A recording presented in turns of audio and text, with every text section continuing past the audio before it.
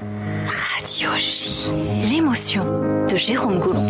Bonjour Jérôme. Bonjour Cyrielle, bonjour Stéphane. Bonjour Jérôme. Dans cette chronique, on va parler d'artistes que vous aimez. Alors vous nous avez donné une longue liste d'artistes et d'œuvres que vous aimez. On ne pourra pas tous les traiter, on a dû faire des choix. On commence en musique avec un chanteur que vous écoutez beaucoup en ce moment puisque, je vous cite, vous passez beaucoup de temps avec l'une de ses fans. Ce chanteur, c'est Jean-Jacques Goldman.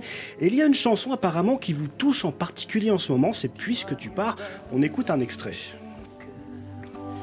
Et puisque nous t'aimons trop pour te retenir, puisque tu pars. Puisque tu pars, une chanson sortie en 1988 qui traite de la séparation et de tout ce que cela implique, un titre dont Jean-Jacques Goldman a eu l'idée à la fin de ses concerts dans les années 1980. À chaque fois, les spectateurs ne voulaient pas le voir partir et chanter juste avant qu'il ne quitte la scène.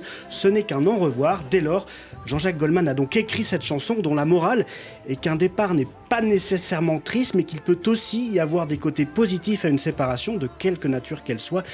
Et je sens que vous aviez envie de rebondir. Non, mais vous savez pourquoi je l'aime particulièrement en ce moment, cette chanson? Je la connais pas depuis très longtemps, mais je connais pas très bien Jean-Jacques Goldman d'ailleurs. C'est parce que mon fils vient de partir avant-hier soir pour un voyage autour du monde d'1 an et demi. Et c'est un arrachement énorme. Alors en fait, j'ai écouté cette chanson juste après qu'il soit parti, et j'ai eu l'impression qu'elle me racontait son départ à lui, et combien il fallait que justement je comprenne ce que voulait dire le manque. Et combien le manque me renvoyait aussi à des choses, puisque je pensais que c'était une émission plus légère, mais très analytique. Combien elle me renvoyait aussi à peut-être ce que je me reprochais de ne pas avoir donné. Voilà, donc et elles sont belles les paroles de Goldman. D'ailleurs, en général, oui. Il a des paroles incroyables. Et votre fils est parti, mais il va revenir. Exactement. Alors on poursuit avec une autre chanson que vous adorez. Il s'agit de Bohemian Rhapsody de Queen, un titre sorti en 1975, très avant-gardiste pour l'époque et qui a une histoire assez incroyable. Nous sommes donc au début des années 70. Freddie Mercury veut à tout prix composer une chanson mélangeant le rock et l'opéra, ce qui est totalement révolutionnaire à l'époque. Alors lors des premières sessions d'enregistrement, le projet est tellement vaste et en perpétuelle modification que les premières bandes enregistrées sont étiquetées Fred Sings, le truc de Fred, qui est donc le premier titre de la chanson avant que le titre Bohemian Rhapsody ne soit choisi. Bref, le travail sur cette chanson est tellement immense que l'enregistrement dure 6 semaines. Alors, vous voyez, 6 semaines c'est long. Alors, on parlait tout à l'heure que vous avez mis 10 ans à faire votre film, Freddie Mercury avec encore un petit peu de marge. En tout cas, il y a une incroyable anecdote qui illustre le travail titanesque fait sur cette chanson. À l'époque, les studios d'enregistrement n'offrent que 24 pistes sur des bandes magnétiques, alors que Queen a besoin de beaucoup plus pour faire tenir les instruments et tous les chœurs. Les bandes magnétiques de la chanson finale sont donc utilisées jusqu'à 8 niveaux par certains endroits, à tel point que ces bandes initialement opaques deviennent transparentes au fil des sessions d'enregistrement qui peuvent durer jusqu'à 12 heures. Au final, Bohemian Rhapsody est le morceau le plus cher de l'histoire de la musique jamais réalisé, mais le succès est à la hauteur des efforts de Freddie Mercury, puisque 47 ans après sa sortie, la chanson a passé la barre des 1,5 milliard de vues sur YouTube, 47 ans après sa sortie. Et c'est l'occasion de vous poser cette question. Comme moi je l'ai vu 1,4 milliard, c'est vous dire. C'est vous. Cette chanson, elle vous fait pleurer en ce moment, je crois, Stéphane Fraisse. Est-ce que vous pouvez nous en dire plus? Celle-ci, qu'on écoute là, parce que je trouve que ce personnage est inouï et qui me manque. Sa folie, son audace, son ambiguïté, ce qu'on pourrait appeler de manière très rapide sa décadence, mais en fait je le trouve au contraire merveilleusement vital, et puis c'est un homme qui n'a pas été compris tout de suite, ça c'est toujours bon signe. Voilà. On va poursuivre dans votre univers musical, Stéphane Fraisse, ou plutôt film cinématographique, avec votre film préféré, Jérôme. Oui, alors il s'agit de... Mais j'avais quand même donné plein d'autres musiques. Ah, vous en avez plein donné d'autres, il faut faire des choix. Alors là, on passe au cinéma. Et il y a un film qui est votre référence absolue, je crois. C'est Il était une fois un merle chanteur de Otar Yosseliani, un film soviétique sorti en 1970, dont on peut entendre un extrait de la bande originale. Alors ce film raconte donc l'histoire de Guilla, si je prononce bien, timbalier dans un orchestre symphonique dont la vie professionnelle se résume à donner un coup de timbale au début et à la fin d'un concert. Alors insaisissable, distrait, séduisant à son insu, sans cesse en mouvement, notre héros vit comme un oiseau sur une branche, d'où le titre du film peut-être. Oui, mais voilà, le destin va se montrer cruel. Un jour, alors qu'il est comme d'habitude pressé et qu'il est troublé en regardant de jolies filles, il trouve la mort dans un accident de circulation. Alors ce film, il est rempli de symboles qui ne vous auront pas échappé. Le réalisateur nous offre le portrait très contemporain d'un citoyen soviétique, mais qui inconsciemment est totalement réfractaire au régime dans lequel il vit. Pour la petite anecdote, ce film a d'ailleurs longtemps été interdit à l'exportation. Il arrive en France qu'en 1974, 4 ans après sa sortie. Alors, illustration symbolique de ce décalage entre le héros et le régime soviétique, le contraste entre l'oisiveté et la légèreté de Guilla et le professionnalisme presque militaire des travailleurs qu'il rencontre tout au long du film, durant son odyssée. Une odyssée durant laquelle, tel un merle de branche en branche, le héros voltige dans la vie avant d'être brutalement frappé par le destin. Avec une morale de ce film qui pourrait être que face au temps qui passe, mieux vaut ne pas perdre son temps à penser à la mort, mais au contraire, songer à la vie et à son sens.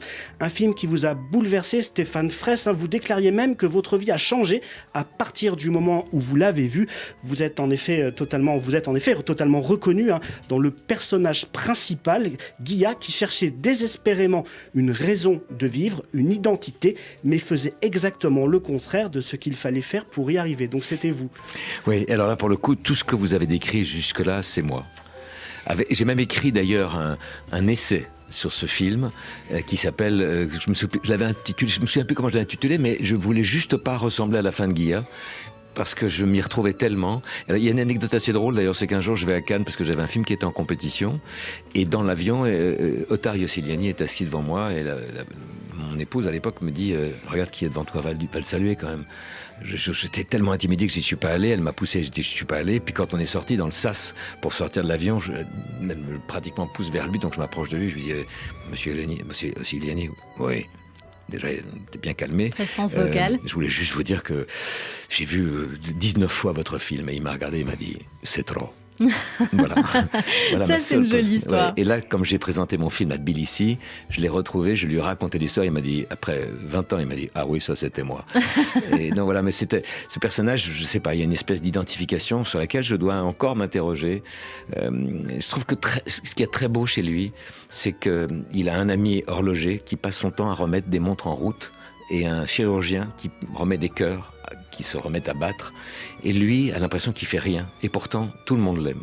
Tout le monde, il y a une chose qui fait que, ben voilà, il y a une bienveillance et un esprit libre chez cet homme que lui ne voit pas chez lui, et que tout le monde reconnaît. Lui, il voudrait être l'autre, celui qui remet le mécanisme en route. Et d'ailleurs, vous parlez d'horloger, mais je crois que quand le héros meurt, on aperçoit sa montre, je crois, avec les secondes qui défilent, mais pas les minutes, c'est ça? Ah, c'est possible, oui, c'est possible. Il y a une chose très symbolique et qui a à voir avec mon film aussi, c'est que quand il vient voir cet horloger à un moment, cet homme pose toujours son chapeau là où il y a, parce qu'il n'y a pas de porte-manteau.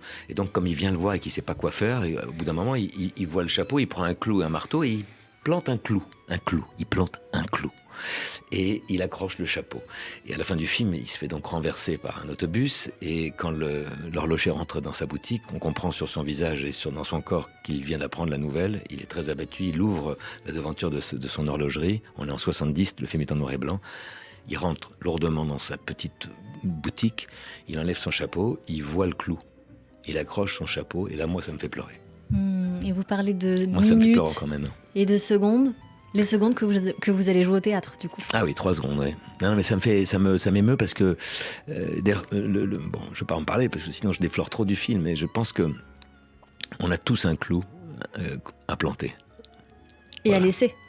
Celui qui le plante le laisse, généralement. Le laisse si d'autres le voient. Il faut planter un clou et faire comprendre qu'on a planté un clou, peut-être. On va terminer votre voyage dans votre univers culturel avec du cinéma israélien, Jérôme. Oui, changement de registre. Et il y a un très beau film qui fait partie de vos favoris, Stéphane Fraisse. Il s'agit des Citronniers d'Eran Riklis, sorti en 2008. C'est un des, parce que je l'avais mis c'était un clin d'œil, vu mon film. Hein, mais... J'ai vu qu'il y avait un clin d'œil, donc je me dis, je vais choisir celui-là. Alors, c'est un film très touchant qui raconte l'histoire de Salma Zidane, rien à voir avec le footballeur, une veuve palestinienne qui vit seule dans sa petite propriété, limitrophe de la frontière israélo-palestinienne. une propriété constituée d'une bâtisse de pierre et d'un verger de citronniers. Problème, le ministre israélien de la Défense aménage une parcelle adjacente et les services de sécurité décident de déraciner les citronniers, perçus comme une possible cachette pour des terroristes. Alors Madame Zidane entame alors une procédure devant la Cour suprême d'Israël pour essayer de sauver ces citronniers. Et chose étonnante, elle trouve une alliée inattendue en la personne de Mira, l'épouse du ministre israélien. Une complicité se noue alors entre les deux femmes, qui va bien au-delà du conflit israélo-palestinien. Un film tiré d'une histoire vraie, très émouvant, d'une sensibilité rare, emmené par un excellent réalisateur qui, sans discours et par la seule mise en scène, réussit à éviter le manichéisme et montrer que si la palestinienne n'est pas libre, eh bien l'israélienne ne l'est pas vraiment non plus. Pour ceux qui ne l'ont pas vu, je vous le conseille. Et on a envie de savoir, Stéphane Fraisse, ce qui vous a touché dans ce film.